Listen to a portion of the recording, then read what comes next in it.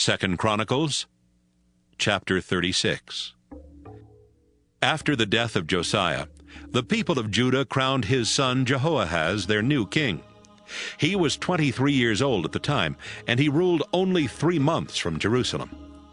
King Necho of Egypt captured Jehoahaz and forced Judah to pay almost 4 tons of silver and 75 pounds of gold as taxes.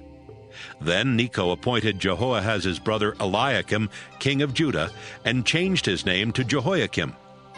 He led Jehoahaz away to Egypt as his prisoner. Jehoiakim was 25 years old when he was appointed king, and he ruled 11 years from Jerusalem. Jehoiakim disobeyed the Lord his God by doing evil.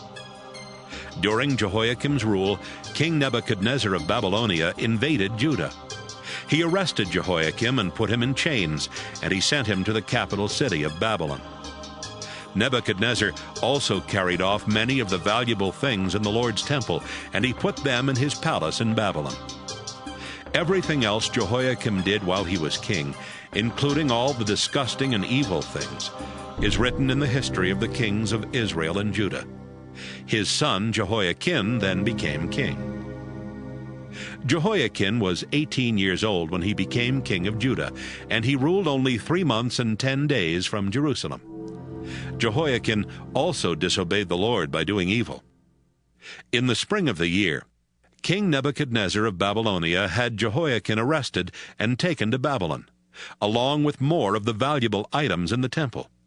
Then Nebuchadnezzar appointed Zedekiah king of Judah. Zedekiah was 21 years old when he was appointed king of Judah, and he ruled from Jerusalem for 11 years.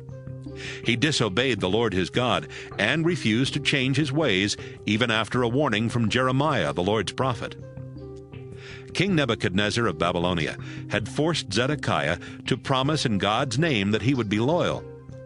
Zedekiah was stubborn and refused to turn back to the Lord God of Israel, so he rebelled against Nebuchadnezzar. The people of Judah and even the priests who were their leaders became more unfaithful.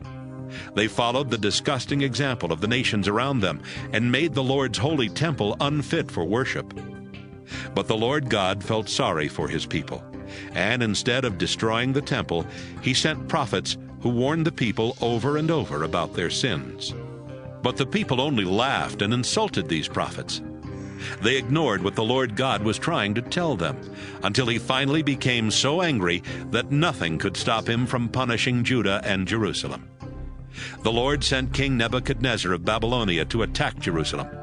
Nebuchadnezzar killed the young men who were in the temple, and he showed no mercy to anyone, whether man or woman, young or old. God let him kill everyone in the city. Nebuchadnezzar carried off everything that was left in the temple. He robbed the treasury and the personal storerooms of the king and his officials. He took everything back to Babylon. Nebuchadnezzar's troops burned down the temple and destroyed every important building in the city. Then they broke down the city wall.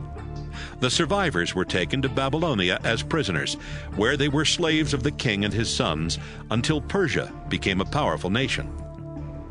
Judah was an empty desert, and it stayed that way for 70 years to make up for all the years it was not allowed to rest. These things happened just as Jeremiah the Lord's prophet had said. In the first year that Cyrus was king of Persia, the Lord had Cyrus send a message to all parts of his kingdom. This happened just as Jeremiah the Lord's prophet had promised. The message said, I am King Cyrus of Persia. The Lord God of heaven has made me the ruler of every nation on earth. He has also chosen me to build a temple for him in Jerusalem, which is in Judah.